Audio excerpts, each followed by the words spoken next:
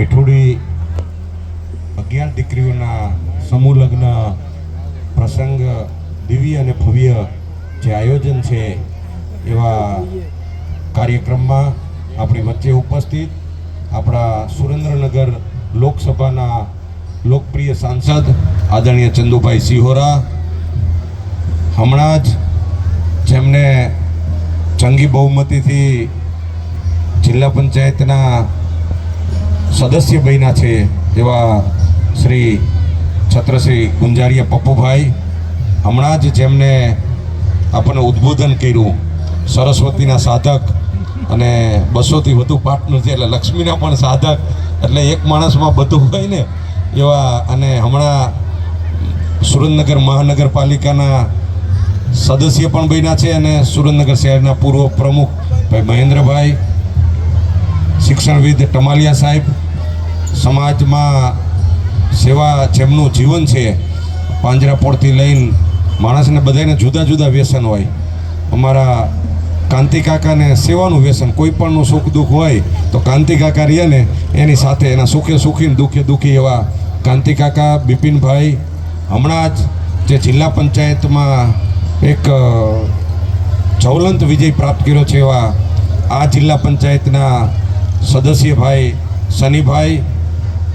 આ સંપૂર્ણ આયોજનના અને ઉત્સાહી સોખડાના સરપંચ અને રાધે ફાઉન્ડેશનના જે પ્રમુખ છે એવા ભાઈ ચેતનભાઈ અને આખી સમગ્ર ટીમ, રાજચરાડી તાલુકા પંચાયતના સદસ્ય ભાઈ વિપુલભાઈ, મહેશભાઈ,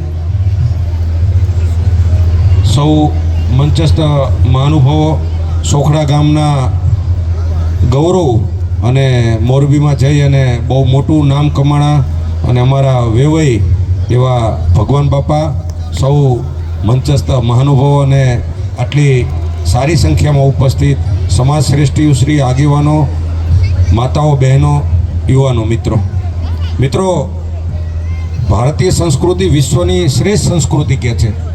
આ શ્રેષ્ઠ સંસ્કૃતિ શાશ્વત સિદ્ધાંતો ઉપર, સનાતન સિદ્ધાંતો ઉપર ચાલતી છે. આપણા ત્યાં વેદમાં આખું જીવન રહ્યું ને એ બાય ડિઝાઇન હતું. બે રીતે જીવન હાલતું હોય, એક બાય ડિફોલ્ટ હાલતું હોય ને એક બાય ડિઝાઇન હાલતું હોય. ઋષિ મુનિઓએ હજારો વર્ષના રિસર્ચ પછી આપણા 16 સંસ્કારોનું મહત્વ કીધું હતું.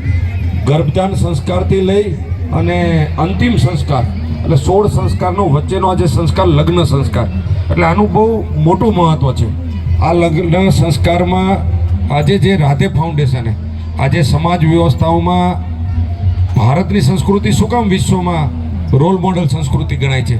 કારણ કે વિશ્વએ ખાલી સંપત્તિની સાધના કરી છે, આપણે સંસ્કૃતિ સાથે, એટલે આપણું જે જીવન હતું સંયુક્ત કુટુંબ, સમૂહ લગ્ન, આ બધી પ્રથા આપણી વર્ષો પહેલાં હતી.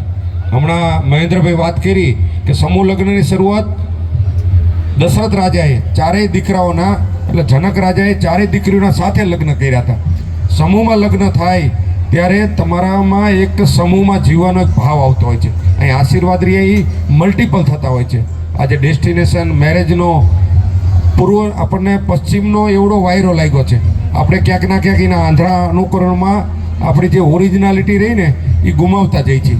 તો આપણે વધુ સુખી થવું હશે તો આજે જે સંયુક્ત ફેમિલી તૂટી રહ્યા છે, ન્યુક્લિયર ફેમિલી એકલા થવા માંડ્યા, જો આ યુગમાં જો આપણે પશ્ચિમી સંસ્કૃતિનું ખાલી આંધળું અનુકરણ કર્યું ને તો આજે અમેરિકાની બધા આર્થિક રીતે સુખી છે, પણ ત્યાં જાઓ ને તો તમને ડિપ્રેશનના એટલા મોટા હોય.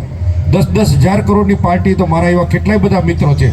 વ્યવસ્થામાં કંઈ તૂટો નથી, પણ એની અવસ્થા નબળી છે. ને અવસ્થા નબળી છે ને એટલે પરિણામે ભાઈઓ ભેગા નથી બેસી શકતા હોતા.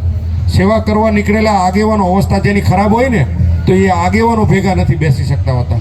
એટલે અવસ્થા એ આપણી ભારતીય સંસ્કૃતિની જવાબદારી છે.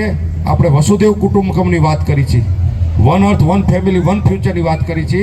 તો વન અર્થની શરૂઆત ક્યાંથી થાય? વન ફેમિલીની શરૂઆત આપણા પરિવારથી થાય, આપણા ગામથી થાય, આપણા તાલુકાથી થાય. એટલે આનું બિંદુ રહ્યું વિશ્વ લેવલે જવું હોય તો વ્યક્તિ પોતાની અવસ્થાથી વિશ્વની અવસ્થા બનાવતો, વ્યક્તિ નિર્માણથી વિશ્વ નિર્માણ થાય. તો આ પ્રસંગોમાં આપણે બધા આવ્યા હોય ત્યારે આપણી એનર્જી મલ્ટિપલ થવી જોઈએ. આમાં આપણો ઉત્સાહ વધવો જોઈએ, આપણા બધા વચ્ચે આત્મીયતા વધવી જોઈએ. પ્રસંગ પતે અને તમે ખાલી આવીને એમને વહી જાઓ તમારામાં હરખ ન વધે, તમારામાં ઉત્સાહ ન વધે, એનર્જી મલ્ટિપલ ન થાય ને તો પ્રસંગ આપણે ખાલી કાઢ્યો કહેવાય, પ્રસંગને ઉજવો ન કહેવાય. તો આજે આ પ્રસંગને રાધે ફાઉન્ડેશને ઉજવો છે. આપણને બધાને બોલાવી, અમને આગેવાનોને બોલાવીને આવ્યા સારા કામોમાં હાજરી આપીને એનાથી અમારી ઉર્જામાં વધારો આવતો હોય. હું જાહેર જીવનમાં ધારાસભ્ય તરીકે જ્યાં પણ જઉં છું, મને અમુક પ્રસંગો હોય, મારે ઘણા બધા પ્રસંગોમાં જવાનું હોય, પણ જે સેવાના પ્રસંગો હોય એવા બધા પ્રસંગોમાં જઈને અમને એનર્જી મળે. એટલે એ એનર્જી ગીવરના કાર્યક્રમ હોય. અને અમુક જગ્યાએ જઈ એ અમારે ક્યાંક એવી જગ્યાએ કામ જવું પડે, ઝઘડા જોઈએ ને તો અમારી એનર્જી સક થતી હોય, તો એનર્જી ગીવરમાંથી અમે એનર્જી લઈ અને જે અમારે એનર્જી સક કરતા હોય ને એ અમે એનર્જી આપતા હોય કે ગામમાં ખટપટ ન કરો, ગામને સમરસ બનાવો, ગામને એકતા સાથે રાખો, ગામને વિકાસ સાથે જોડો. તો આ એનર્જી અમને ત્યાં કામમાં આવતી હોય તો રાધે ફાઉન્ડેશને અમને બોલાવી અમારી એનર્જીમાં, અમારી ચેતનામાં વધારો કર્યો. એટલે આયોજકોનો પણ હું આભાર માનું છું. આવા કામો સમાજ જીવનમાં આપણે બધાએ કરતા રહેવા જોઈએ. સમાજ જીવન એ ખાલી રાજકીય રીતેથી સમાજની ઉન્નતિ નહીં થાય. સમાજની ઉન્નતિ એ NGO એવા કેટલાય બધા ભેગા થઈને કામ કરી તો આપણે અંત્યોદયથી સર્વોદય છેવાડાના માનવી સુધી જવાનું. સરકાર તો વ્યવસ્થા આપશે, વ્યવસ્થાથી જો સુખી થવાતું હોય તો રાવણ રાજમાં વ્યવસ્થા ક્યાં તૂટો હતી? અવસ્થાથી સુખી થવાય તો અવસ્થા કોણ લાવી શકે? NGO લાવી શકે, સંતો લાવી શકે, મહંતો લાવી શકે, સામાજિક આગેવાનો લાવી શકે. એટલે વ્યવસ્થા અને અવસ્થા સાથે થાય તો જ આપણે વિશ્વગુરુ બની શકીએ. એટલે આગેવાન તરીકે આપણા બધાની ફરજ છે કે વ્યવસ્થા અને અવસ્થા બે કરાવી તો જ દિવ્ય અને ભવ્ય સમાજનું નિર્માણ થતું હોય છે. એટલે આ કાર્યક્રમમાં બોલાવી અને અમારું સન્માન કર્યું, અમારા વિચારો વ્યક્ત કરવાની તક આપી, એના માટે આભાર માની અને મારી વાત વિરમું છું. અસ્તુ.